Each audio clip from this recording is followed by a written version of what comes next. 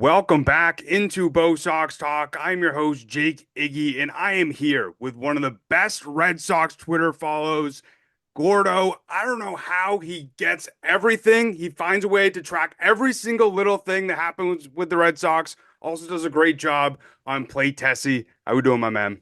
Iggy, what's up, brother? Thanks for having me on. Absolutely. So how we feeling about the Sox? A little bit more momentum, a little bit more positivity this episode? It's I would classify it as breathing room. You can Yeah. breathe. Is 4-8. It's not good. 4-8's not good, but it's a hell of a lot better than 2-8. You doubled your win total. You did it against a good team. Now they go on the road. Cardinals and Twins are I mean, no opponent is easy, but they're two teams that you should be able to handle if you're good. So just go out there and be good. Let's start there. Let's just be good. Yeah, we'll talk about it later on, but the Cardinals were a little bit better than I expected. I looked at the record and it's like, wow, I was kind of cooking, I guess.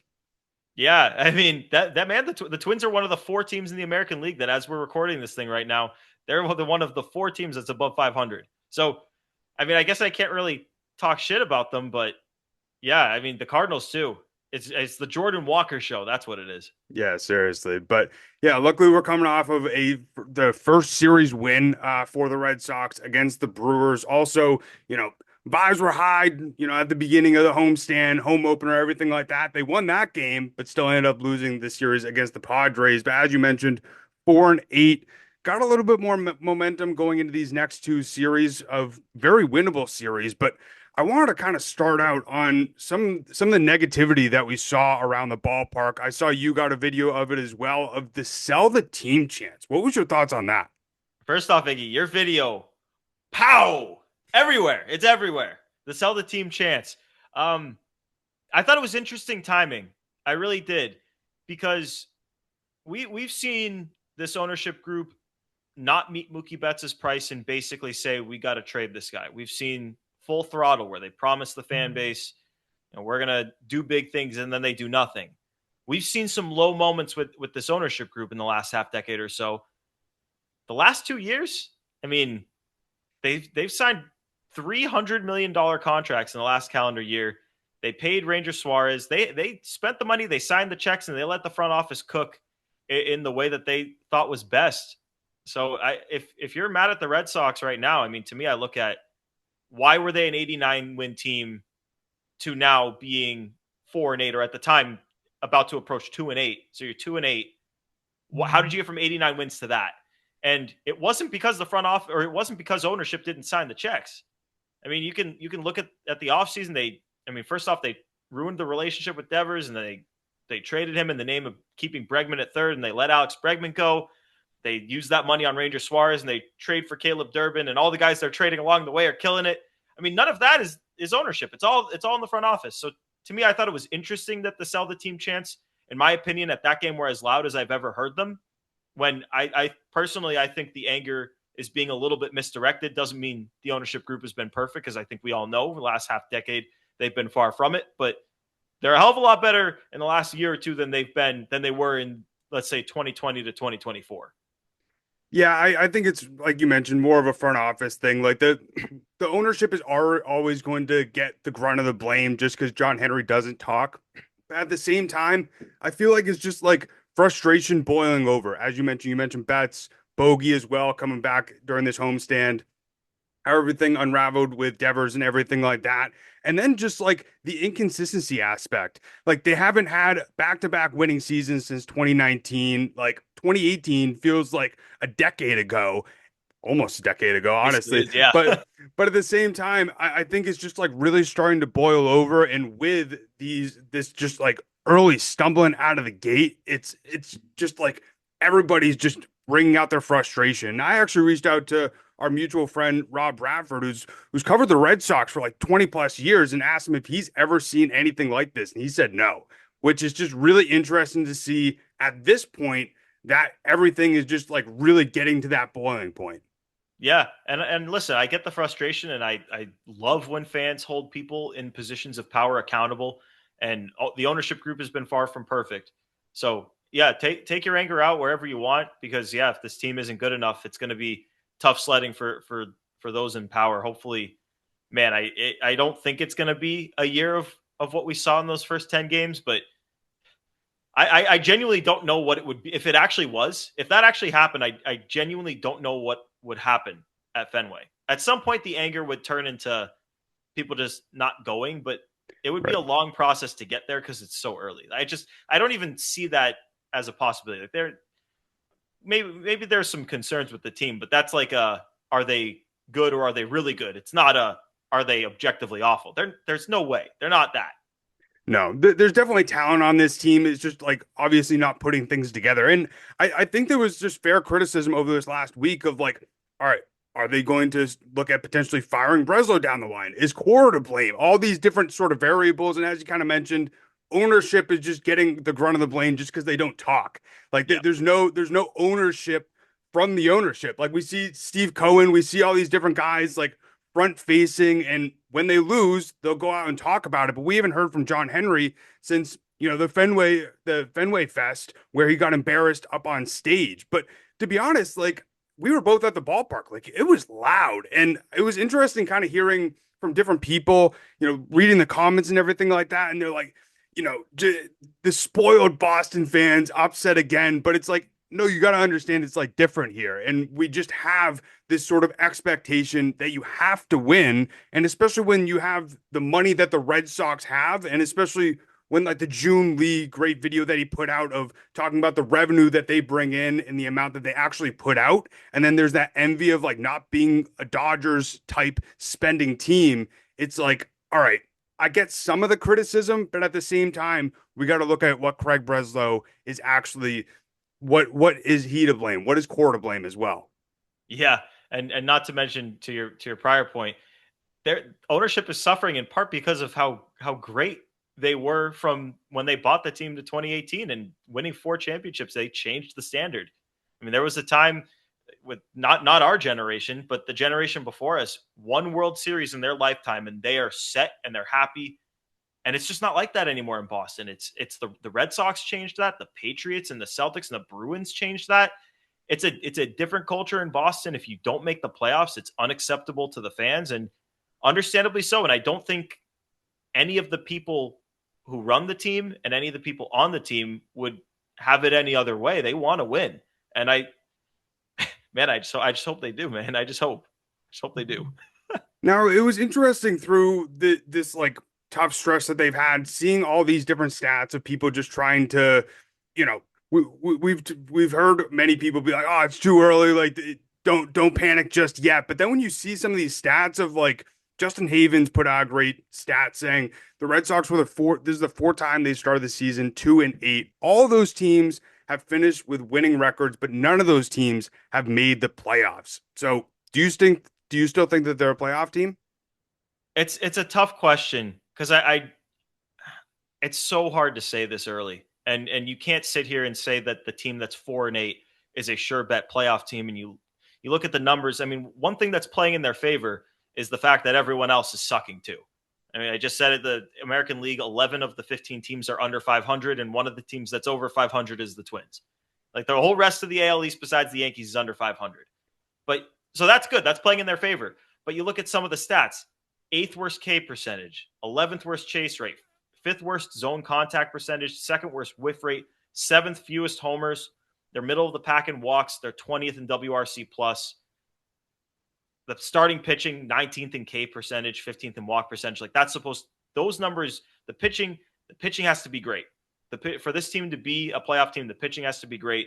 And I think if you're going to point to reasons why they could be a playoff team, you're going to look at what Garrett Crochet has done, what Sonny Gray has done, what Connolly Early has done, and look at the prior seasons of Brayan Bello and Ranger Suarez and understand that the greater subset of data says that these guys are going to be okay. Ranger Suarez and these guys both have 8+ ERAs, and they're going to have to obviously get out of the gutter before we can talk about being the guys that I think we expected them to be going into the season. But I do expect those guys to turn it around, and to me, the pitching will be there. It's just a matter of are they going to be able to hit enough to do it.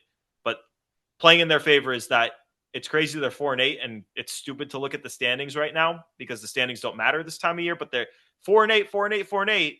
They're a game and a half out of a playoff spot.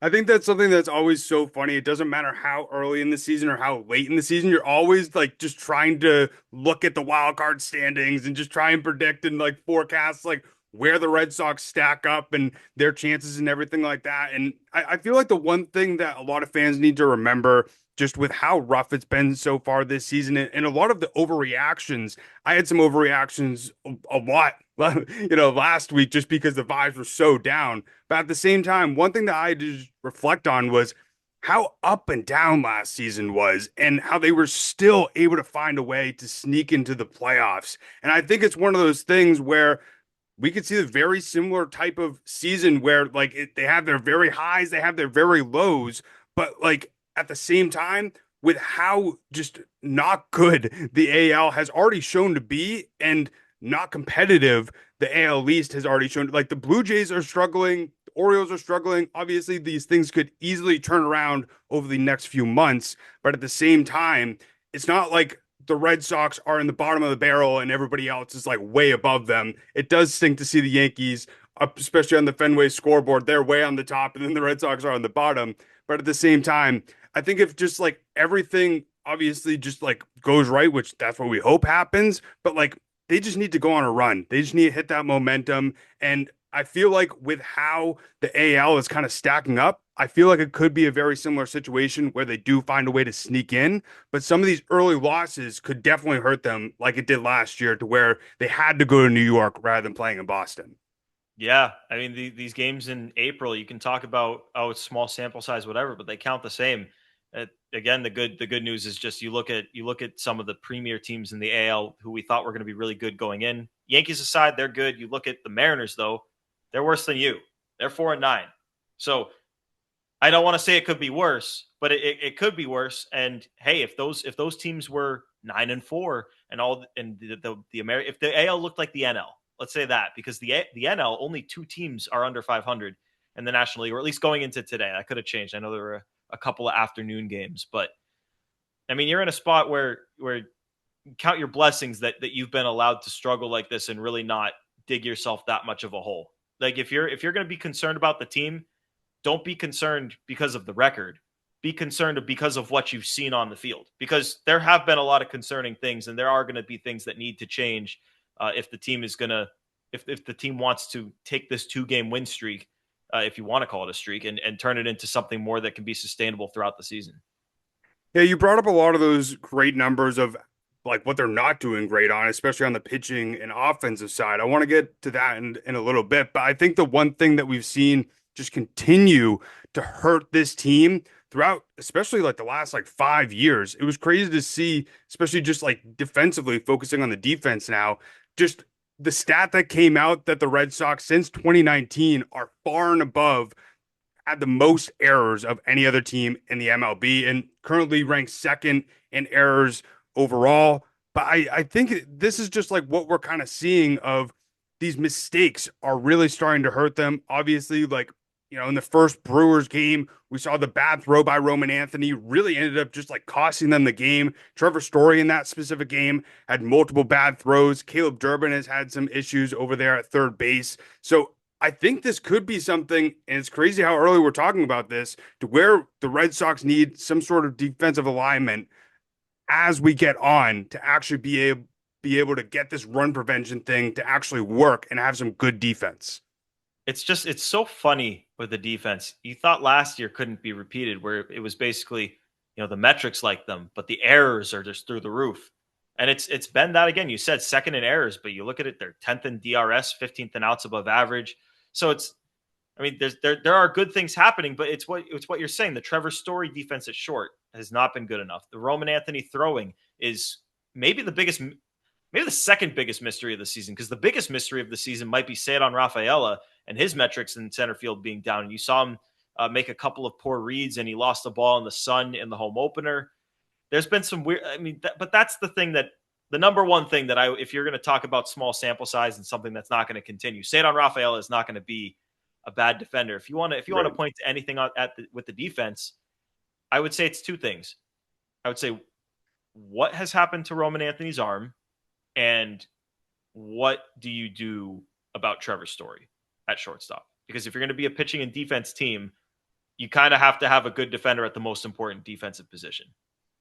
It didn't really make a lot of sense to me that Coro was just so firm, especially at the beginning of the offseason, that he was going to be the opening day shortstop. I understand, like, they didn't know if Marcelo was going to make the team, but at the same time, with what we saw last year, just with his lack of arm strength and his range starting to decline, like, he's only getting older, and it doesn't make a ton of sense to me why you just wouldn't put Marcelo at shortstop just to get him used to being that future shortstop. Story's played second base before. They signed him as a second baseman. And I just feel like, especially from what we've seen early on, things would work much, much better. I mean, even like, what was it, 2 games ago, where they had that little blunder, Yeah. just turning a double play? Like, that stuff is little league stuff. I don't understand how these small things are continuing to happen, but it seems like every single game, luckily, Story's starting to improve offensively, but defensively, seems like every game he has something go wrong at shortstop. Yeah, I agree with you. I don't understand the firmness behind promising that Trevor Story is going to be the shortstop, and we'll figure out which out of second or third Meyer's going to play. I think it has as much, if not more, to do with the Marcelo hitting left-handed pitching than it does the defense. Because I think you and I both know that if Marcelo played shortstop every day, he would grade out better than Trevor Story. If you put them both out there at shortstop for a year, Marcelo's going to grade out better.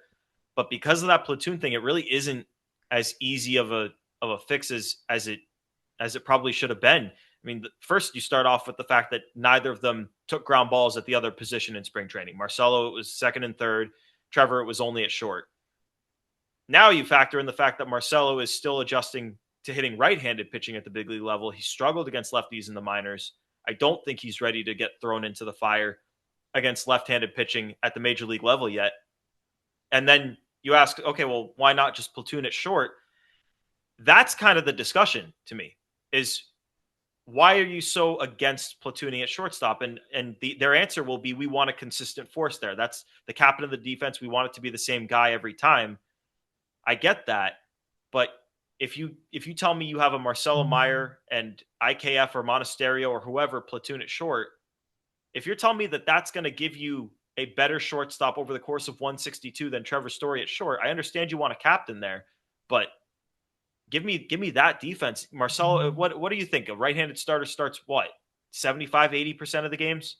Yeah. So yeah, like 75-80% of the time, you're going to have Marcelo there and you're going to have a better defensive shortstop. But as long as they're unwilling to platoon that position, this is just going to be the way it is. Maybe at some point in the year we see the tweet from one of the beat writers, hey, Marcelo's taking ground balls at shortstop right now. Not sure if that's a big deal or not, but just thought I'd relay it.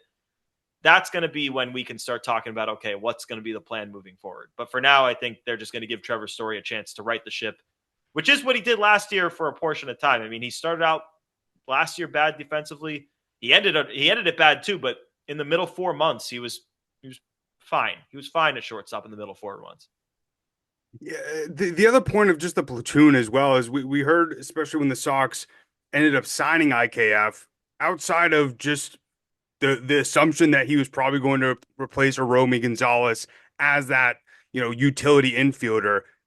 Breslow said that he really liked the infield defense at shortstop that IKF brought. So if that's the case, then why can't you just do that platoon? Like, I don't really get it, and especially like I can understand the consistency at shortstop with the double play partner, but like you're also platooning at second base as well. It's just one of those things that I feel like as we get closer to the middle of the season, I think it's going to change at some point. Like as we're standing right here, yes, a very small sample size. Story is the third worst fielding percentage at shortstop, tied for the most errors at shortstop. It's just one of those things where I think where we see the defense being so important game in and game out, like I don't know why you just wouldn't put your best defense out there, especially when the whole focus is on run prevention and trying not to continue these mistakes that we've seen over the last 5 years. Yeah, 100%. And to take it a step further with the IKF thing, who put Trevor Story DH yesterday? Who'd they have at shortstop? It's Monasterio. And granted, I get it. They made the Monasterio trade after they signed IKF, but it wasn't that much longer after. Like there had to be some sort of understanding that this was possible, unless it really did come together at the last second. I feel like out of all the confusing things that happened this offseason, the IKF signing for $6 million might, yeah, it might just top the list. It might. Yeah, the $6 million is crazy, especially like what he's done offensively. There was multiple times 2 games ago. I think he grounded into like two double plays or like ruined multiple different like scoring opportunities. It's like, why is this guy even on this team outside of his defense? Like, come on. But let's talk about what is wrong with Roman Anthony's arm. So, just all the reports that have kind of come out, you've done a great job of compiling all these on your Twitter. Greg Breslow said that Roman Anthony's throwing issues aren't part of his momentum and how he approaches the ball. Kyle Hudson, one of the guys, third base coach, but he also is one of the main outfield instructors. He said that his perspective on it is lower half related, and the arm strength is actually up from last year, but it's more the mechanical side, and it's majority of what is happening on his lower half. Now, do you think this is something that he can fix just by practicing and figuring it out before the games and then, just try to implement it in the game? Or do you think it would be best if they maybe take him out of that left field position for now and have him DH or just like give Duran more opportunities? Because I feel like if you just like have him try to figure it out in game, we're going to see more of these mistakes that end up costing them games like we saw in the first game of the Brewers. Yeah, I mean, to start with what's wrong, I mean, we can hear the Breslow quotes and the Hudson quotes and the Cora quotes. I have no idea. And what they say on the matter, I mean, I those guys are all great, but I don't know that what they say can necessarily be read into. Because if he were hurt, they would have incentive to not say it. If he has the yips, they definitely have the incentive to not say that. So it really could be anything. And to me, if you're talking about mechanical things and lower half and approaching the ball and momentum and stuff, I get all that. But you and I both saw that throw in left field the other day in the first game of the Brewers series, and I mean, I don't know, I don't understand it. Like, I don't know how that could be the throw. I just don't. I don't know what would happen, and I just think back to I remember Chris Davis, not the Orioles one, Chris with a K with the A's, and he had to move to DH because he called it the creature in his head that would speak to him and basically prevent him from being able to throw the ball. And I'm not saying that that's what's happening to Roman, but I sure hope it's not what's happening to Roman. And the issue here, Iggy, is that you look at who have been the best hitters on the Red Sox to this point. The three best guys have been Abreu, Contreras, and Yoshida. So if Yoshida's going to be in the lineup, you can't DH two guys. You got to Right. pick one of him or Roman Anthony to play left field. And even if Roman Anthony can't throw the ball, he's still a better defensive outfielder than Yoshida. So he's going to be out there. But to your point, Iggy, I do feel like the best thing for him would be to take an extended period of time off and figure out exactly. And they surely know why it's happening. That doesn't necessarily mean they know how to fix what's happening, but time helps. Throwing him into the fire and putting him in situations where teams are going to run on him and dare him to throw him out at home, it's tough to handle that on the spot. It's tough to fix it on the spot and just trust that it's going to come together. Much easier to handle it behind the scenes, but with the way this roster is constructed, I just don't know if you have that luxury. I definitely think, and I don't want to like assume somebody's mental aspect of their game, but I think it's a mental part of the game. Like you just like kind of see him after the game just really deflated. And I love how with how young he is, he's able to just own up to things. And he even said to himself, like, I need to fix this. Like this has been awful. And I agree with you, like, especially when it does come down to a play like we saw in the first game of the Brewers series, like that defined the game. Like there ended up being 2 runs that scored on that play because it got away from Narvaez. Like I think we're going to just see more situations where Roman is going to have to try and throw the guy out or at least just like make it a competitive play. And then he's just going to get that nagging voice in his head. I hope not. But we need to remember this is still like a young player and he's still learning how to like get used to these very high pressure situations. And it's interesting as well because like we never saw this in the minors. He was relatively a pretty good defensive outfielder, like coming up through the system and especially throughout last year. So I don't understand what's changed from the past few years to this year. Yeah, I mean that's why it's hard not to think about it potentially being a mental thing. I mean, you look at the data from last year in the majors, 52nd percentile in either arm strength or arm value. I forget which one, but I mean, he's a fine arm, and he graded out super positively as a defender overall. And the rest of his defense hasn't changed. But I mean, it doesn't really matter how you grade out if the ball is going to be hit to you and you have the ball and the guy hasn't even gotten to third base yet, and he's still going to try because he knows you're not going to be able to throw him out. I mean, I like to think that it's going to be what Breslow said, which is a blip on the radar. And months from now, we're gonna remember the first 2 weeks of the season where Roman Anthony mysteriously couldn't throw the ball, and it just stopped there. But man, we got to see it. It's got to happen.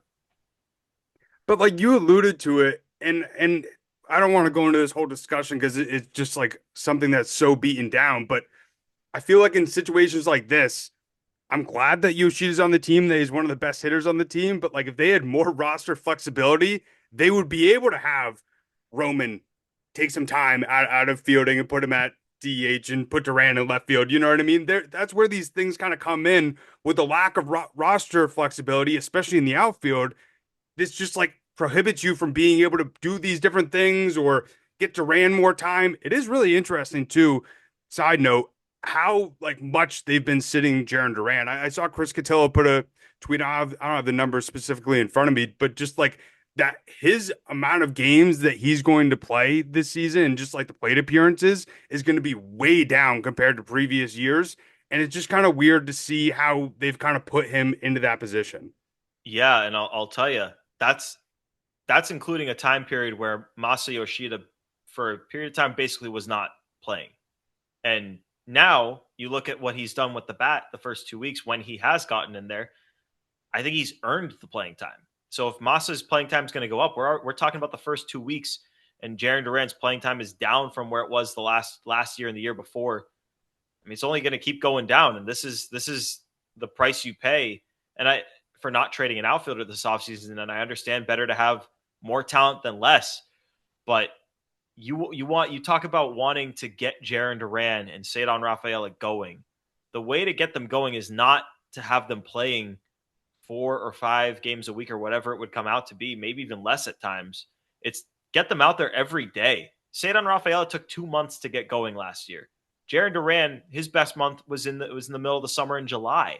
So if these guys are sitting, if there's an off day every week and they're sitting another day or two during the week, like I just don't know how they're going to get going to be the players that we've seen them be in the past. It feels like it doesn't set each individual up for success, and thus it hurts your team, even though it's like, hey, we have too much talent, but that can hurt you too. Yeah, I completely agree. And one of the things that you mentioned, especially when we were talking about the playoffs and stuff and everything really needing to go right, was one thing that we went into this season being really confident about, which was the rotation. And luckily, the top part of the rotation has been relatively really good. Garrett Crochet, Sonny Gray, Conley Early, the fifth stars of the bottom part of the rotation, but they've been really good. Now, the two guys that have really struggled, Ranger Suarez and Brayan Bello. And it's just really interesting to just kind of see the separation of the good and the bad. Crochet, Gray, Early, a 2.41 ERA combined. Suarez and Bello, 8.94 ERA combined. And it's just crazy to look at, especially from the Suarez side. You invest all this money in this guy. In our heads as fans, it's like, all right, the Sox got their number 2 1-2 punch, Crochet, Suarez. And then when you look at as well, majority of Suarez's career, April and the early part of the year is when he's usually pretty good. And then in the back half is when he really starts to fall off. Now it's the opposite. And he's just really struggled not only during spring, the WBC, and now to start the season. Are you worried about Ranger Suarez? So for this year, I feel okay about him turning it around because the stuff's not diminished. The velocity is on par with where it's been. And they talk about just needing to get him executing. And I don't want to let the cold be an excuse because we talk about where he's been at his best and it's in the postseason. And that's obviously outside of maybe April. That's the coldest time of year. So I don't want to say it's just as simple as let the weather warm up and he'll get going. But I do feel okay about him this year turning it around. But my biggest concern with him is that, I mean, it's a guy who you've got locked up for 5 years and he throws low 90s on the fastball. And if low 90s turns into high 80s, now you're paying a lot of money for a guy. I mean, I don't know a high 80s fastball outside of like Tyler Rogers who throws it from his ankles or whatever. Like those Yeah. 89-mile-an-hour fastballs don't have a lot of success in Major League Baseball, and we're not there. And maybe he can maintain his velocity or even improve it because the Red Sox have had success doing that with guys. But for this year, I mean, damn, he's a $130 million man. He's supposed to be leading your staff, and I like the chances of him getting back to that level. But the fact that it started off this way, the fact that you saw it in spring training, the WBC, it's just been a consistent. It's that's been what you've seen, and it is concerning. But I do hold on to the fact that the stuff doesn't look like it's diminished. He had it for 3 innings against the Padres. They made an adjustment. I think the conversation about the ABS impacting location guys like Ranger in a more negative way than others. I feel like we're going to get to the end of the year and that's going to be proven wrong. ABS, I don't know. I think it's been good for the game. I don't think it's had quite the same impact on the game as people thought it might. And we obviously had that crazy game with CB Buckner right off the bat. And I was thinking to myself, damn, maybe I was wrong. Maybe this is going to have a huge impact on the game. But yeah, I don't think that's playing a huge factor with Ranger. I think he's going to be able to get it going and at least be a solid starter for this team this year. I don't think he's going to be, what is it, like an 8.6 ERA that he has right now? Like that it's not going to be that. It's, you got to get back. I mean, he was like a mid to low threes guy. I hope he's that, but he's certainly not going to be this 8 ERA. Like you're not getting that out of Ranger Suarez, but hopefully it turns sooner rather than later. Yeah, I'm just concerned about the more of like the 4 type ERA when you're paying a guy like Right. first year of 5-year deal. And I am a little bit curious about if potentially we've seen this in the past with guys that work with Andrew Bailey, just like working on different stuff. Maybe like it's not clicking immediately and just trying to work on a few different things. And they also mentioned too, like it was going to be a little bit of a slow build up because he wasn't able to really build up in the spring training in the WBC and everything like that. But at the same time, you expected him to still be able to be semi-effective with a little bit of less workload. But I'm curious just if like he's getting in his head and, just trying to work on a few different things and tweak some things that maybe Andrew Bailey and the Red Sox pitching staff wanted to try and just like get him better at. And maybe it's just not like clicking immediately. Yeah. I mean, with the WBC thing, you look at so many of the guys who played in that tournament, and a lot of them are struggling. And I can't, I want to say it's a coincidence, but there's so many. Yeah. It doesn't make any sense to me why playing in the tournament would hurt your buildup. I would understand if, guys tail off down the stretch because they've been throwing competitive pitches since the middle of March. I get that, but not being ready to go in April, it feels weird. I agree with your point though, in terms of, yeah, he's not going to be the 8 ERA guy, but if he's a 4 ERA guy, you're paying $130 million for that. And if he puts up, let's say, a 4.2 ERA this year, then it's, damn, he's got 4 years left. And the first year didn't go that well. We've been there with guys before. David Price struggled in his first year in Boston, and it really set the tone for a weird relationship between him and the fans and the media. It was weird, and I hope it doesn't get to that point with Ranger Suarez. But when you get paid a lot of money in this town, you're looked at under a microscope. And the longer it takes for him to turn it around, if he turns it around, it's just going to be that much harder to sort of rebuild that relationship because people will be on him. Yeah, I completely agree. And, luckily he seems like a high vibes guy. You just like see him in Definitely. the dugout, like hanging out with everybody and like really enjoying, especially over these last few games when they've been winning. You just like see a big smile on his face. And you want to root for the guy, but then you also want him to perform when he's on the field. And I want to talk about Bello in a sec, but the thing that with Ranger and also Bello that just concerns me that we haven't seen from some of the other starters is how they haven't been able to get deep into games. Both of them have just been like 4 innings each start, and we really saw it, especially in the San Diego series. Just not being able to go deep just really hurts the bullpen, especially when you have a string of games, and then it ends up just like stacking up game after game, and then we see like Crochet and Gray go like 6, 7 innings, and that obviously I didn't know if you were gonna do that or not. But like that obviously helps out the bullpen, but I feel like they feel forced to have to do that because the bullpen gets so diminished from these guys not being able to go deep into games. But it's just crazy to see both Bello and Suarez just really not being able to go deep. And Bello wasn't even able to get out of the fourth inning in his last start.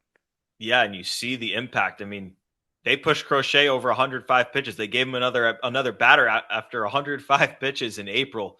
But that's the position you're put in when you're following up games where Bayo and Ranger aren't getting you even 5 innings. With the concerning thing was with Ranger, it wasn't even as much a pitch count thing. It was way more. It just felt like Cora did not like where the game was going and didn't trust him. And I understand the Padres made an adjustment. They were swinging first pitch and they were really hitting him hard, and it didn't look like it was about to get better. But that's the guy you need to be able to trust. And with Bayo, it's the walks. I mean, 7 walks and 2 starts. I mean, you can talk about the swing and miss, which has been batshit crazy. The 36 whiffs in 2 starts is awesome. And for a guy like Bayo, where for years now it's been, man, he just doesn't really have that swing and miss pitch right now. He doesn't have the changeup that he used to have, and he gets to 2 strikes and can't finish guys. If you told me he'd be able to get whiffs like this, I would say, damn. I mean, he's an all-star caliber pitcher now. But I mean, you got to throw strikes, you got to keep guys off base, and it's been. I mean, the last start it was basically multiple. I think it was multiple guys on base every single inning that he pitched. I'm still intrigued though. I still am though, Iggy. I mean, with getting this level of swing and miss, the cutter, the new curve, I mean, there is a lot to work with here. He's got to channel all of the things that made him successful last year. I mean, he was able to be a really good starting pitcher without really a swing and miss strike 3 pitch. The changeup was never there last year, and he was able to put up a 3-3. So now you've got swing and miss in your game. If that's the case, if what's happened in the first 2 starts continues, if he can get everything else he had last year, I mean, it really is the recipe for a good starter. But it's one of those things where you're going to have to go out and show, because each year is a new year. I mean, we don't know if he has that same stuff from last year, but he showed a lot of promise at the end of spring training. Obviously, there was the WBC game against Israel, but I mean, at the end of spring training, he looked great. I don't know. Maybe I'm just a Bayo homer, but I see so much there still. I still believe that it's going to come out at some point. And usually these past few years, it does. A couple of years ago, it took until like June, maybe even July to get there. Last year, it was a lot earlier. But I believe we can get it. Man, if Rangers going to struggle too, and those guys go back to back, it really does kill you when they don't have it early.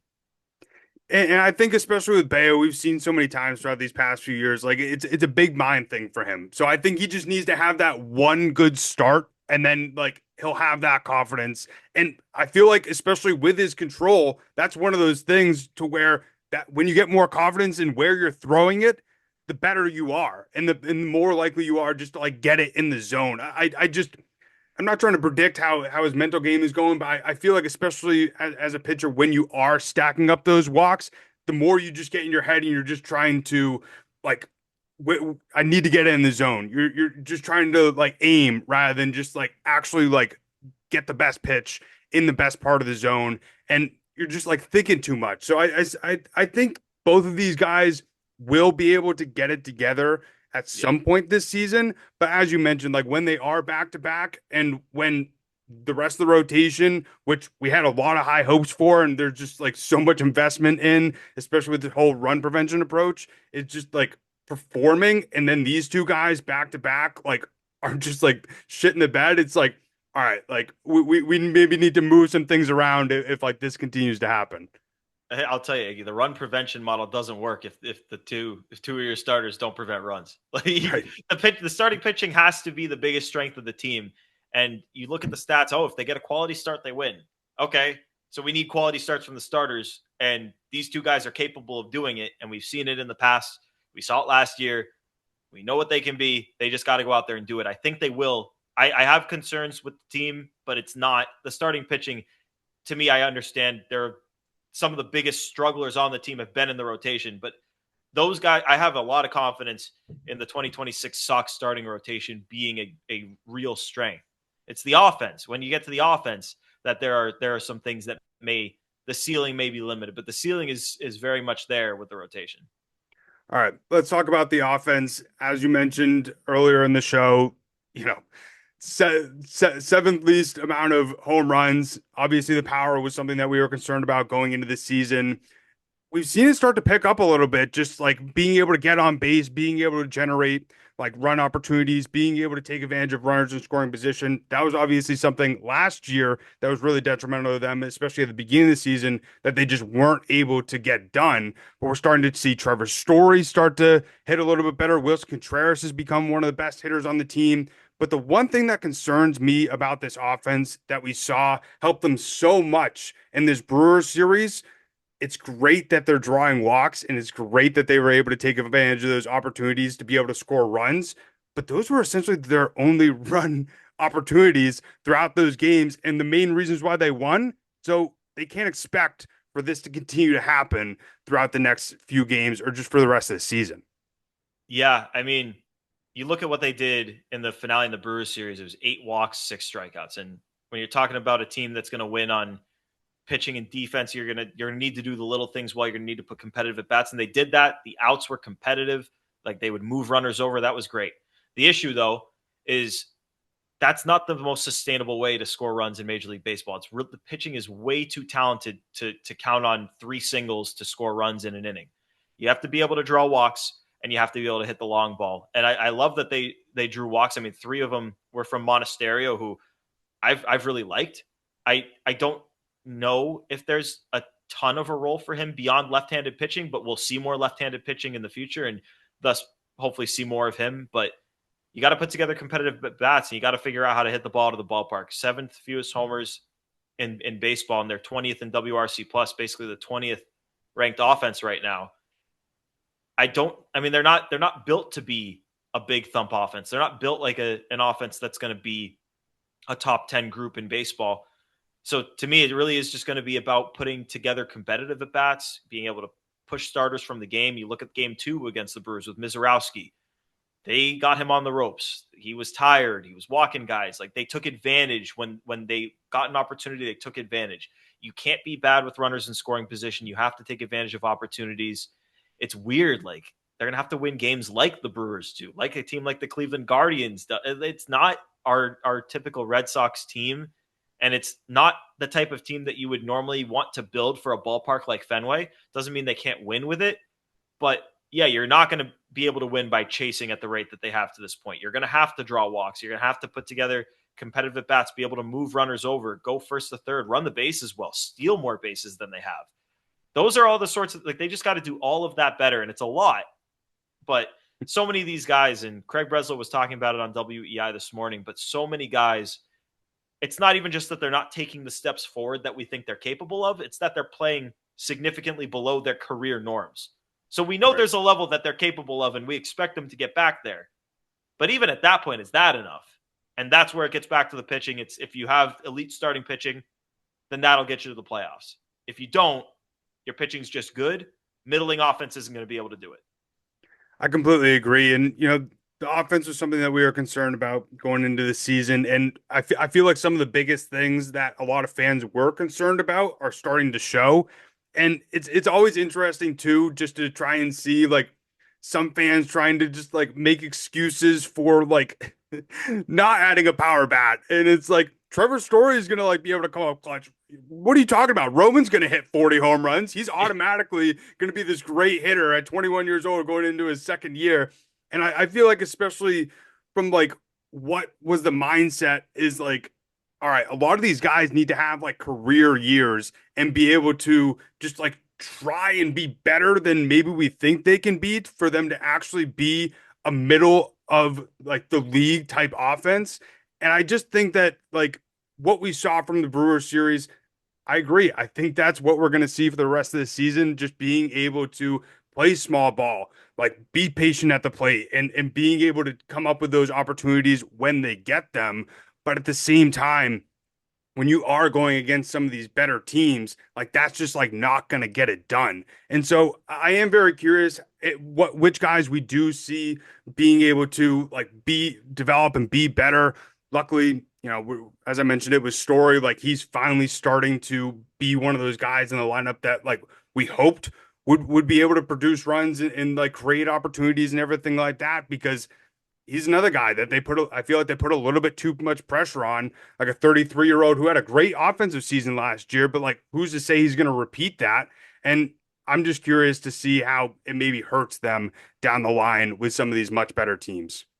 Yeah, I mean, you're going to need Story to be that guy because, I mean, we were just talking about it, but how hard is it to maintain this level of approach where you're moving the line along? It's single, single, single. They didn't have an extra base hit yesterday, but man, it's not the most sustainable way to do it, and you're gonna need all of these little things to go right. And you look at these Red Sox teams, even last year's team made the playoffs, but it's not like they were this fundamentally awesome team that, I mean, they led the league in errors, or were they second in the league? They were top two in the league in errors. I know that. And they made mistakes on the bases at times. They didn't hit with runners in scoring position a lot. Like those are the things you got to do well. And when you build a team that's designed to prevent runs, to win on the margins, if you don't do the things on the margins well, which, I mean, these guys haven't necessarily done those things well in prior years, then you're not going to win these games. So that's the one kind of thing. Like I understand that guys are not playing necessarily up to their career norms, and you center around Story. Obviously, that's going to be the one that needs to turn around the most, and hopefully, the last few days are the start of that. But these guys are going to have to start doing some things that we haven't seen them do in the past, and those little things that teams like the Guardians and the Brewers have done well, you need to see this Red Sox team start doing those things well. Yeah, luckily they were able to win that Brewers series, start some momentum because it was interesting too, even with like the third win of the season in that second game of the Brewers series, you just see Rafaela just like take a deep breath. It's just like interesting, just like notice those small things because Yeah. obviously, like these losses affect these guys. Like they want to win, and you just started to see the confidence be so low very early in the season, which was a little bit scary to see. But now, after they finally win a series, there's some momentum, there's some positivity. Like now, they just need to really take advantage of this now road stretch against the Cardinals and the Twins. And in my opinion, like if they go 4-2 over this road series, like they're in a really good position. Now, Cardinals, like we mentioned at the top of the show, a little bit better than most people expected them to be. Currently 7-5. It's going to be early. Bello and Suarez on the bump. How you feeling about them going to St. Louis? Well, I'm still at the point where I'm expecting these guys like the Bayo and Ranger to turn it around. So I still feel like you should be able to get good starts. And I think the Cardinals, I agree, they've been better than we thought they were going to be. But when the season comes and goes, when this season's over, where are the Cardinals going to be? I think we know where they're going to be when this is all said and done. So let's start that now. Normally you don't love facing bad teams in the beginning of the year because sometimes they can snap themselves into thinking that they're good or can be good. And maybe that's what you're seeing with the Cardinals right now. I think they got to just focus on one series at a time and take 2 out of 3 in both to get to that 4-2 marker. Like you're not going to make up. They were 2-8. You're not just. I mean, I guess you could, but you're not going to snap your fingers and be 8-8. It's going to Right. be a process to get back to that 500 marker if they're going to do that. And yeah, you're not going to. You can't just expect to go on the road and face these two teams and go 6-0. So take the series one at a time. They're going to have some tough opponents after that, but maybe they don't get to 500 in April, but that doesn't mean you can't get there later on. And it's a long season, and hopefully they can do that. Yeah, I hope so too. I am curious to see if we get any like Heim content, if we see him say what's up to some of the players. Honestly, I hope we see some Breslow and Heim stuff too, because like came out that they were boys watching their like sons play on the same little league and everything like that. But it'll be the first time where we really see him, and he's the president of baseball ops of the Cardinals, because obviously he was in more of an advisor GM role last year. Yeah, and I think he's off to a good start. He keeps getting thrown into these situations, and I'm sure it's by design because that's what he's known to do. But he keeps getting thrown into these rebuilding situations, and honestly, I still continue to think he's done a really good job. I thought he did a really good job with the Red Sox. I thought he got scapegoated for stuff that was not his fault. I mean, remember you talk about ownership at the beginning of this show and how they didn't start spending until when? Until it was after he was fired. So Yeah. I think he's off to a really good start with the Cardinals. That was a team that needed to get ripped up from the studs and restarted, and they've got some good young talent. I can't wait to watch Weatherholt play this weekend. Jordan Walker, a guy who I've I was really high on when he came up, and I was shocked to see the first few years where he had been so bad. I mean, it's a negative WAR each of his first 3 years. I'd have been blown away if you told me that when he first came up. But now it looks like he's kind of found his swing. So you're gonna have to be careful with him. He's got 4 homers in 5 games. So Jeez. yeah. But Dustin May, first game, 15 ERA. Let's go. Let's start there. You just got me thinking about the James Tibbs stuff. We're gonna start. We're gonna end it on a Ah, positive note. We're gonna just hope one that they get two series wins in a row. Brayan Bello, Ranger Suarez are able to bounce back, and hopefully we're starting to see this Red Sox team continuing that momentum and get over 500 very, very soon. But really appreciate you coming on today, Gordo. Where can people see all your other stuff and also check out the great stuff that you do over on Play Tessie? yeah. I mean, you can find Play Tessie podcast form or Apple, Spotify, wherever. We're on YouTube, on all the socials. You can find me. I'm Boston Sports Gordo on Twitter. Play Tessie. We're everywhere. Twitter, Instagram, TikTok. Find that on the socials. But yeah, we do podcast content multiple times a week. We got player interviews dropping. We just had one with Carlos Narvaez. Probably our best interview to date. I would say that the longest one, probably it was like almost a half hour with that he gave us He's the at spring best. training. He is such a good dude, and I love him, and he's been amazing defensively this year too. But he's one of these guys that was like, oh man, like come over to the Red Sox in a random trade, and he's just becomes an instant staple. And I've loved that for him, and he loves it in Boston. And we talked about that. So you can find all that stuff wherever you get your podcasts. But yeah, I love doing the show with Sammy and Pat. We grind in the off season so we can get to this point where we can talk about the games. Yeah, exactly. And hopefully we get to talk about even more positive games and even more positive things about the Red Sox. But appreciate everybody tuning in. We'll end it how we always do. Let's go, Sox. Peace.